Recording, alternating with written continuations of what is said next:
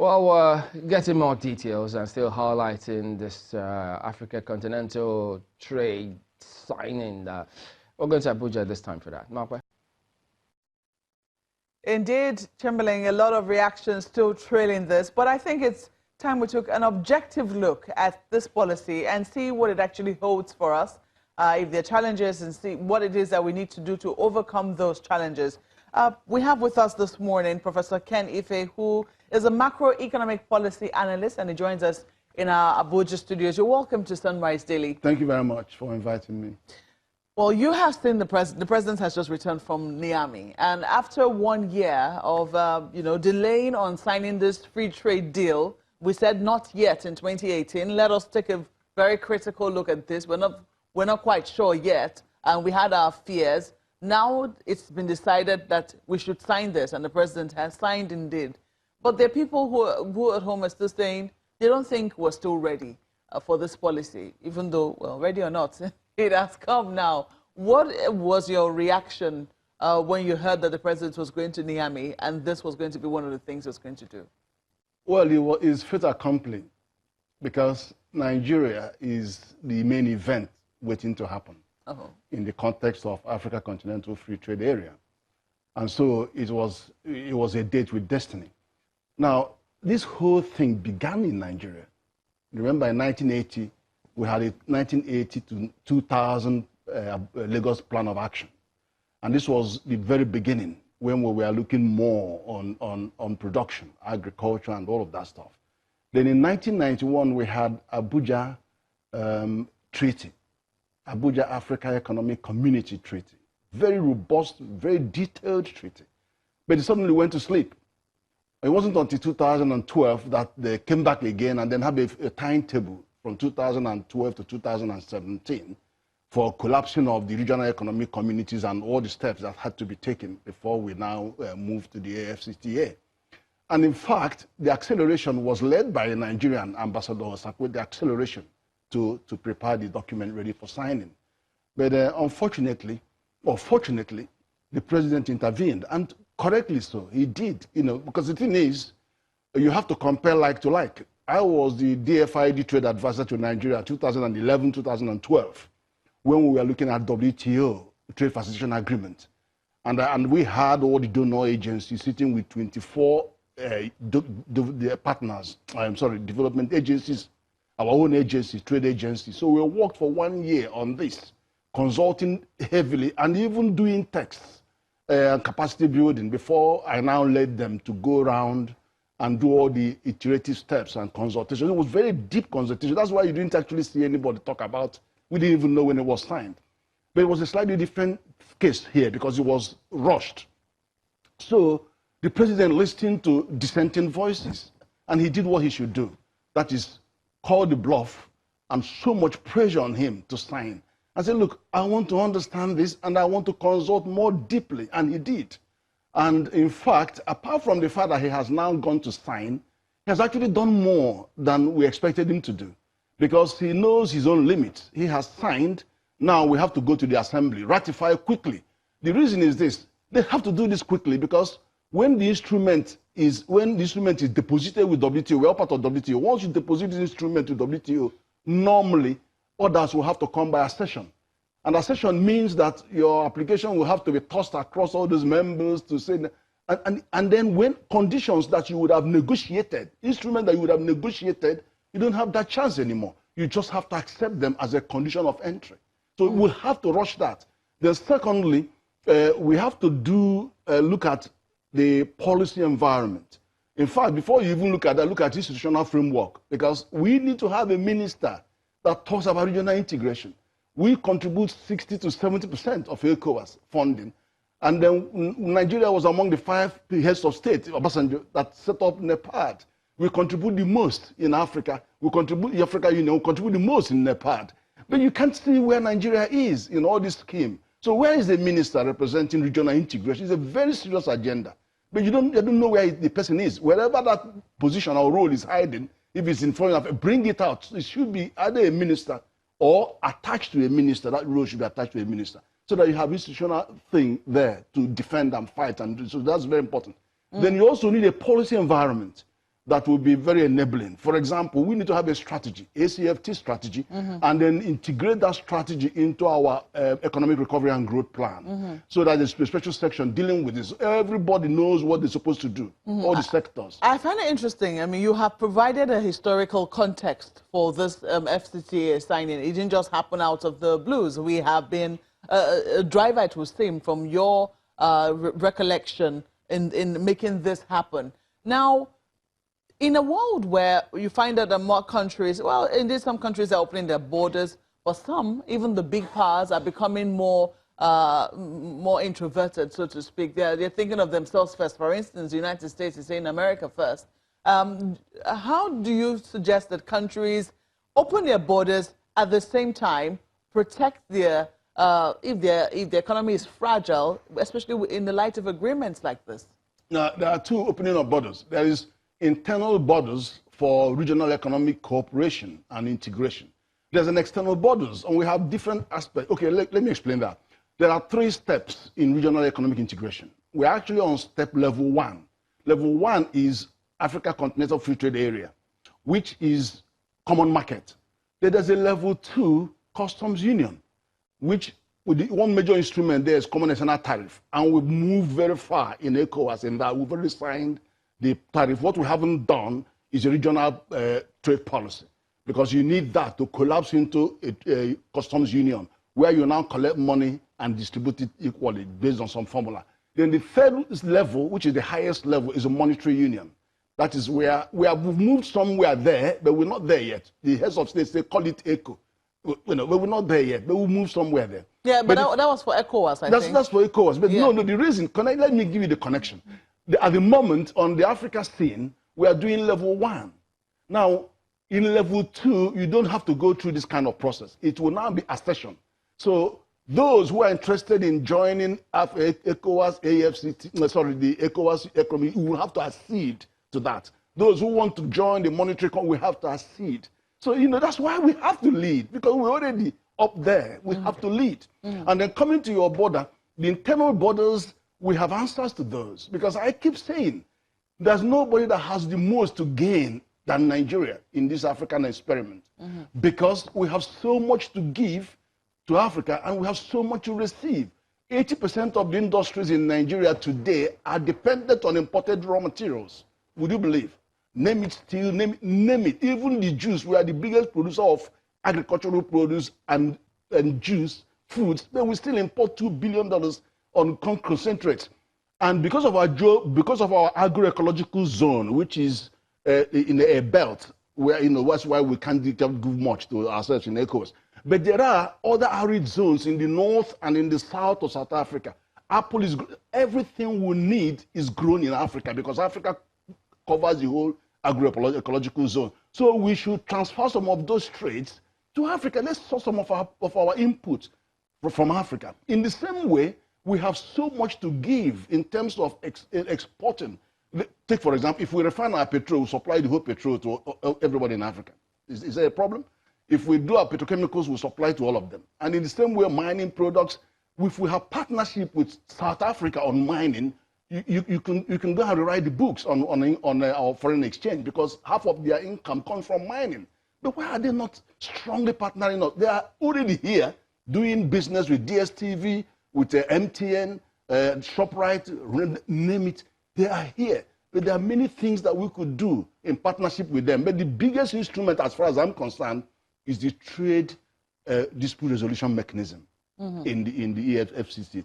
Now, we don't have similar thing in ECOWAS. That's why when Ghana kicks, we go to ECOWAS Court of Justice, and they say, well, they don't have jurisdiction. Their jurisdiction is on human rights. But here, we have some instrument here to fight the xenophobic attack of South Africa and Angola, so we can invoke those. And in the part of our strategizing for AFCTA, we should actually be looking at a more proactive stance on economic diplomacy, on trade reciprocity, and then say, look, you give and you take. So we have to be, if there's any infraction, then we will have all the inspectors crawling all over the country that has that infraction. But there's still people who are scared. People who say, I mean, you are seeing the pros. You're only seeing the major positives, that we have so much to give. There are people who are saying, but our industries are still not competitive. the cost of production in Nigeria is quite high. What are the chances that we will not be losing jobs to other African countries where the cost of production could be lower and Nigeria could end up being a dumping ground? I mean, there were fears of that, I think, before now, where we did not sign on time. The president was afraid that other African countries could be used as conduit pipes to make sure that before Nigeria will turn a dumping ground for other goods coming from outside. Let me address that. Now, infrastructure deficiency is so acute in Nigeria that if you're going to wait until you solve these problems, we're going to be lost in transit. I'm telling you, we can't wait until you solve all these problems. Then I'm going to give an example of Algeria, is it, that did 10,000 megawatts in 18 months. And it's taking us 18 years to add 1,000 megawatts to our grid, and at 3 times the cost. That sums up that story. Secondly, South Africa, of 45 million people, have 40,000 megawatts. Nigeria, with 202 million, 5 times that number, 4 times that number, has only 4,500, 5,000 megawatts. South Africa, so they have 54 million people now. 54, yeah, that's correct. But then the thing is that on a per capita basis, they have 40 times more power than Nigeria. But that is not a disadvantage that means we won't be part of this game. We have to be we have to be in it. Now, if you look at Inga, one of the things that we can get is power pool. Inga to DR Congo, they're delivering 40,000, they plan to deliver 40,000 megawatts. And we can get 10,000 megawatts of that through a power pool because they're already heading to Cameroon. So what does it take to cross to Nigeria? And we can take 10,000 megawatts. South Africa is getting over 25,000 megawatts from Congo. So, you know, that's one advantage of being in. Second advantage is the transportation asymmetry that we have, which is a big time, because apart from power that are cost about 30% of the input cost, there's transportation at least 20%. Now, let me tell you about the transportation advantage. The closest and cheapest point in Africa for import from Asia, China, Japan, Southeast Asia is Mombasa in Deep Sea Port in Kenya. The cheapest from North America, South America, Canada, Europe, Russia is actually Nigeria trade hub in Nigeria. And look at how many deep sea ports we are getting into. Lekki Deep Sea Port, Ibaka Deep Sea Port. That is a huge transport hub. And in both ends, goods will arrive, container will arrive at $1,500 at both ends. Now, to come and move it from there through South Africa to down to Nigeria, you add another $1,000. Now, but if you have the Lamu corridor, transit corridor, railway line, and the Mombasa railway coming in, they're already heading to Cameroon. What does it take to close it? So what you are now going to have is huge economy. Now, when the goods arrive, in 2-3 days, they will cross the continent. Now, can you look at the economy, the size? Otherwise, how are you going to do? What are you going to do with 3-4 deep sea ports in Nigeria? It's going to be, you won't be able to gain anything out of it. It's going to be so much capital intensive and serving who? Serving only Nigeria. But now you have a huge opportunity that we can turn the page. Now, let's look at just that 1,000. Serving only Nigeria, there are countries that are landlocked. Those landlocked countries will have movement. I want to tell you the significant advantage. When a container arrives at $1,500 in Nigeria, it goes back at $500, which means $2,000. But because we don't, it goes empty. The real cost now becomes $3,000. So you divide it by 2, 1,515. But because it is 500, we now have to pay 2,500 to import into Nigeria because we are paying for empty container going back. But that will not be the case when you are using the transcontinental corridor to link the trade. So there's huge advantage. Mining product, what you call it is, you call it backhaul capacity. Okay, let's go to Lagos now and take a question or two from my colleagues. Yeah, Prof, let me just speak to this concern because some manufacturers raised some concerns which I'm sure you're aware of about the signing of this agreement. For instance, some of those who produce rice, they say the government has this plan to ensure that we're self-sufficient when it comes to rice. But then the cost of the locally produced rice is more expensive than even the imported ones. Now, they say that part of what they identified as a problem was because the borders. So those policies notwithstanding, people still smuggle this product, and that's why people ordinarily go for the cheaper one than the ones that they are producing here. So they still have that headache of us implementing some of our policies here. Is that not a concern now that we are signatory to this AfCFTA? I agree with you. It's a major concern. But let me tell you this. The president has actually exercised his powers. He's not waiting. He's not trusting anybody on this issue. He has done what he has to do. Stop this whole process, drill down, let everybody come on board. He has done that. He's gone to sign. He's passed the baton to the assembly. Please ratify quickly. But the president has actually gone beyond this to use presidential powers. He has done presidential directive on 10 value chains and has pushed CBN to act on this. And CBN is doing that right now. Then he has also, on this demand side, used Presidential Order 003 to say you must buy local, all government establishments, you must trade local, procurement, you have to give premium on locally produced goods. He's hammering them on the demand and supply side. And on the third one is compliance.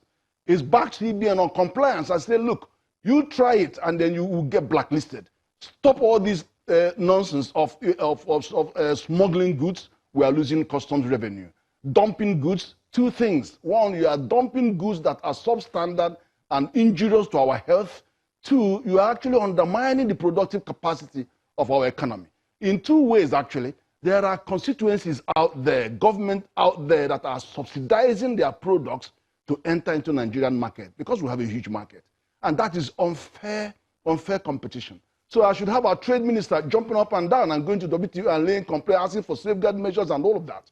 But the president has actually acted by giving that support, tacit support to compliance. You said, you talked about compliance. Yeah, compliance is the big issue in Nigeria. We have beautiful plans, but they don't even look at the plan. They put it on the shelf. So now you have presidential directives on three aspects: compliance, demand, and supply. So I think it's not going to be business as usual. That I can assure you. All right, let me also say this. I mean, trade negotiation is not new to you. But man, they say they also had this independent study, which was done by the Nigeria Office for Trade Negotiation, NOTN. And in those recommendations, which was part of the concern they initially had before, while they were asking us to look into this properly before we sign. And if I could read that, it stated that we didn't have any specific attention, wasn't given to determine the cost and benefit analysis of the agreement. They also say the sectors and subsectors that will benefit or be worse off as a result of the agreement are unknown. No clear-cut recommendation on strategies that the government would adopt to enhance the capacity of the manufacturing sector to compete effectively. Do you think those concerns have been addressed? Look, I started by saying that one of the action points, apart from the legislative side, which I have mentioned, apart from the fact that we need a cabinet minister or added to a role for a particular minister to do that institutional framework, I've also talked about the policy framework. We need to have a strategy, or we can call it AFCTA strategy, which addresses with its action plans, which are cross-sectoral action plans, what has to be done, and then incorporate this in a revised ALGP plan.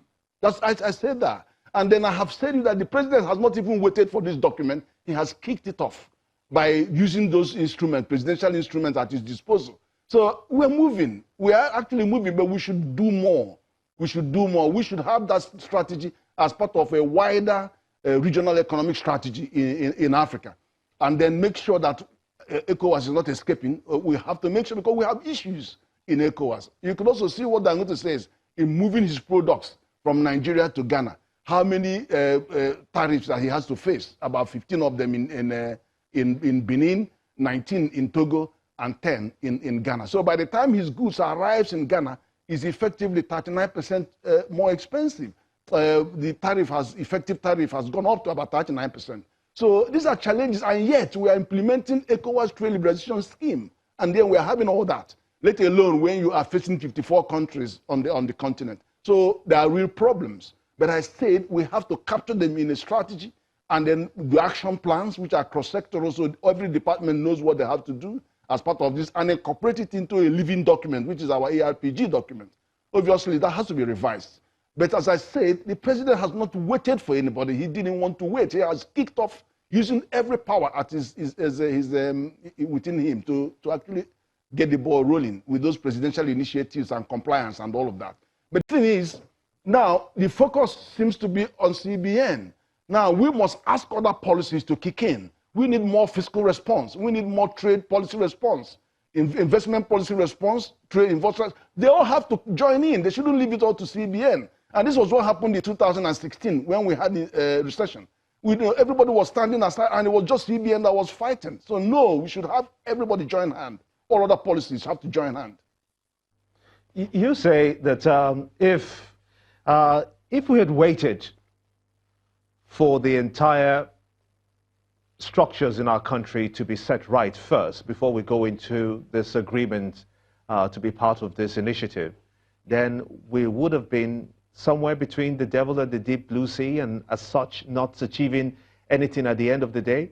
But what then would you say to people who think, for instance, say, if electricity doesn't work in Nigeria, industrialization is going to be a far cry, and we wouldn't even have anything to put in those empty containers at the end of the day to take out of this country for our own gains? Well, what I would say to that is work in progress. All those infrastructure deficiencies are work in progress. Now, let me tell you, I looked at capital importation report late last week. And if you look at, we had a massive gain, 216% increase in capital importation report, although it's skewed in favor of portfolio investment. But there was something in there. When I disaggregated all the data, I found out that the source, although UK was 4.5 billion, that tells you something about Brexit and the potential impact it could have, who could do something. Then you have $1.5 billion coming from US. Then after UAE, 1 billion, who is the next? South Africa, nearly 800 million. And who comes after? 8 African countries investing heavily in Nigeria. They've seen something that we have not seen. They've seen something because they have so much confidence in investing in Nigeria. But I also went to look at the channels of this investment flowing. I'm very interested, nearly 85% of that are from 3 South African banks, Stanbic, Standard, and the South Africa Rand. Does that not tell you something? And when you connect this to the preponderance of the successful South African companies being in Nigeria, MTN, DSTV, ShopRite, so we need to use this strategy. We have to use them. We now know who we should be talking to, who would work with us. And I mean, look, if you compare Nigeria and South Africa, now that I've identified that, South Africa, we are the big brother. There's no doubt about that. But South Africa is our younger brother, but most industrialized in Africa, most infrastructure. But it is a mature economy in decline. And they know that. Margins are squeezed. The margins are in Nigeria. Where you have infrastructure deficiency is high risk investment, but it is high return. They know that. They don't need to, you don't preach to the converted. So why don't you work with them? Why don't you work with them? Because they have the presence, they have the resources. There's nothing you need to get from some of these Western countries. You don't get from there. Now, so let's work. Indeed. I mean, we are high risk and high yield. And I'm sure, as you said, a lot of countries can see that. But there's also the question of transport within Africa. You talked about how a lot of African countries, you know, export raw materials outside the country. We still import a lot of our raw materials, but perhaps maybe not from African countries. Transport within Africa is still an issue. How do you think that this will be? It's not going to go away overnight with the signing of this agreement, is it? No, it will go away. I'll tell you why. Because heavy investment in Central Africa and South Africa has been on rail infrastructure. They have they have Cape to coast, from Cape Town all the way to Cairo. They have a lot of them cross-Crispin Africa. I mentioned Lamu rail corridor, and then the Mombasa. They're all heading from that side of Kenya all the way to Cameroon. So Nigeria has very little to invest to connect, and then we unleash in the whole continent. We also have a sea link. Sir, let me ask you to hold your thoughts. You'll finish your thoughts when we come back from this break. Please stay with us. Professor Ken Ife is still here, is a macroeconomic policy analyst, and we're talking about the pros and cons of the AfCFTA, that's the Africa Continental Free Trade Agreement. Now, you were talking about transport, and you were talking about ports from Mombasa and even from Cape Coast in, is it Cape Coast now? Cape to Coast, Cape yes. to Coast. Now, people will say, where is that infrastructure here in Nigeria? And, or even in the ECOWAS region. We're not seeing any such infrastructure, are we? Yes. It's on the plan, but it's happening very, very slowly. The last investment in rail in Nigeria was 1927.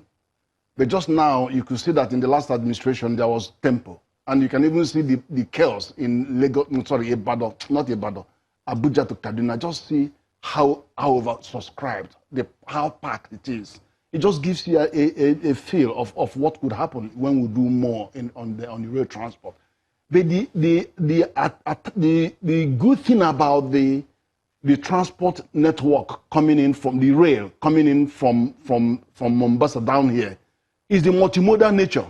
Because you are going to combine that with a strategic seaport hub in Nigeria, which is you already have deep capacity in Lekki, you have all that's coming in, Ibaka, you have Bayelsa looking for, you have Rivers State looking for Bonny Deep Seaport. Let me tell you, Deep Seaport, let me tell you, when the Panamax comes, it stays in the high sea, and 4 or 5 ships will go there and transship and bring 4,000 containers that's or 5 the mother boats and the daughter boats, to Apapa. But when the Panamax enters to the deep sea port, instead of 4,000 containers in a ship, you have 16,000 containers. So where are the rails to evacuate it? Otherwise, you're going to have a massive gridlock. So that is the advantage. You have both the sea and then the land. Now, what is the rail is the cheapest, most effective, and most economical means of transporting huge, large goods at long distances. So they change the economy completely when you have rail transport. Mm-hmm. And then when you combine it with a sea strategic hub, we are talking about a different planet. Now, secondly, let me tell you, big advantage for Nigeria is new investment decisions. If Coca-Cola wants to build an ultra-modern new factory in Africa, which will cost minimum will be $250 million. If they want to build for $500 million or $1 billion, it's Nigeria that are going to build it, nowhere else. Because Nigeria guarantees offtake of what they produce, 202 million people. And then Nigeria is nearly at the heart of Africa to distribute. So, and then already is sitting comfortably in a 500 million ECOWAS market. Do you see why the decision it has to be Nigeria? Then secondly, I keep saying, why don't we take a bold plan to China? Call it Sino-Nigeria $100 billion investment. I'm not saying borrow, investment, and target it to the 34 export-free zones. Now, this is about seizing opportunities. When you talk about strategy, grabbing opportunities. Now, look at the spat going on between America and China, and they're facing tariff rising to 25%. Get these guys here to assemble their things and manufacture, and they hit back to America at 0 tariff using the AGOA. It's not rocket science. Nigeria guarantees 40% because they're already in our market, and we're saying we don't want you to dump these goods. I think AGOA is now under review. It's not like that. It has how many more years? About 10 years. Now, you have them going all over Africa. So you cannot, you have to be in AFCTA to be able to ensure that if these guys come here to dump this money and do the business, the goods are guaranteed to flow all over Africa. And this is where they would want to come. They're not going to take 100 billion investment and go and put it in Zambia or put it in a small country. Well, it depends on the scale of it depends on the scale of production or the scale of economics, so to speak. But let's quickly take more questions now from our colleagues in Lagos. Oh, Prof, I'm wondering what will this encapsulate or mean for the indigenous manufacturers in this country, especially when you consider that we have a huge middle class to build, and how manufacturing in this country can be seen at the micro level, such that we are able to stimulate this economy more and have locally made goods being able to compete at the international level. Okay, given what I have just said about the propensity to get investors in here for manufacturing purposes and the wider market, we have local content law that is gone out to ensure that you are socially, economically sustainable in the sense that you now have to make sure that you are procuring as much as possible. The law is there. Now we have a strategy to deliver that. And I have also told you about the presidential initiative where I said the president wasn't waiting for your document. He has just used his power to give directive to CBN, these 10 value chains, I want you to put money there. And CBN has actually said to all the players, I am going to fund land clearing, land development, even the seed production, processing, all the way to the market. That hasn't happened on this scale before. And then the president didn't stop there. He says, I'm behind you. Target all those who are smuggling and undermining my industries and deal with them, blacklist them. It's there. And it's not just smuggling, but dumping. Dumping is so injurious to our infant industries. Then he also gone to the demand side and said, I want to support this. Presidential Order 003, you must buy local. And you know the impact of this on procurement is, it means that when Nigerian made goods are competing with internationally sourced goods, we can get a premium of up to 10%. In other words, we can be higher because of our higher input costs. So the law allows the procurement to buy made in Nigeria because the presidential directive is there. The law has moved. So all of these are extraordinary attempts to ensure that we protect the industries. But having said that, we also need to do our homework on building competitiveness. We have to do our homework. Look at export competitiveness. You know, I can't understand why we refuse. We are so adamant that we will do things the way we want to do it and the way we always done it. Professor, and it can't wash. You are not going to export these products unless you follow and meet the conformity assessment requirements. Professor, let's take this one step, just a little step forward. You've talked the other time, this same conversation we're having now, you've talked the other time about, you know, employment and all of that. I still haven't, in all of these that you have said, a lot of talk has been about trade, you know, but I'm trying to see, you know, because the viewer is waiting to see, okay, how do I as an individual plug into this? How does this promote employment on the one hand? And secondly, you've just talked about, you know, our productive capacity now. Many people would rather buy imported as opposed to the local ones.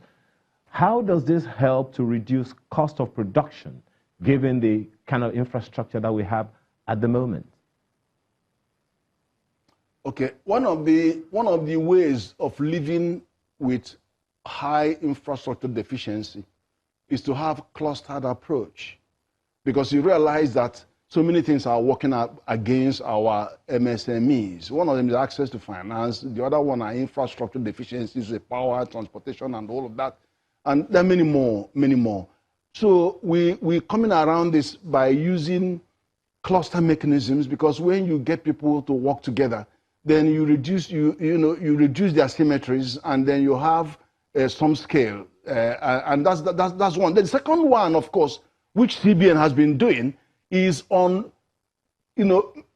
using their anchor borrowers program to have aggregators, anchors, who are providing strategic support to an army of subsistence farmers, and actually meeting them at their point of needs by saying to them, okay, rather than go and own 1,000 hectares and then employ 200 or 400, I'm going to work with 1,000 farmers, each one on one hectare. That is their comfort zone. So what are you going to give to them? You have an organization. You are the aggregator. So train them, yes, supply them with seeds that are certified and you know that is going to be export compliant.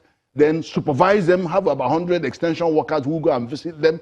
Then have a buyback agreement. All the inputs required will be given to them, certified inputs, and you know that they're appropriate. Fertilizer going to give in are known to be responsive fertilizers, because you are mixing. We have how many blending plants now? A lot of them now in Nigeria. So it's no longer about buying billions of dollars and then sending. No. We now have a more appropriate fertilizer regime targeted to the particular soil. So, and then you have an off-take agreement over the next 10 years. You're going to be buying from them. So they don't worry about transportation. They don't worry about, this is creative and it's happening. You go to Kebbi, you see it on rice. Look at other value chains. It's going to be deployed in other value chains. So we have a two-track. Professor, this morning, it's interesting that the Daily Trust is carrying a story. Multinational threatens local poultry farmers. That's the front page of Daily Trust this morning. And all that you have said, very much in order, but some people also say that perhaps we should put safeguards in place for the small industries as well. But we'll see how. We hope that Nigeria makes the most of it, because whether or not it is here, and we are now a party to it. Let us see how it proceeds in the coming days. We have to thank you very much for coming my pleasure. on Sunrise Daily this morning. Professor Ken Ife is a macroeconomic policy analyst, and we've been talking about the pros and cons of Nigeria signing the Africa Continental Free Trade Agreement. Sunrise Daily continues in a moment. Please stay with us.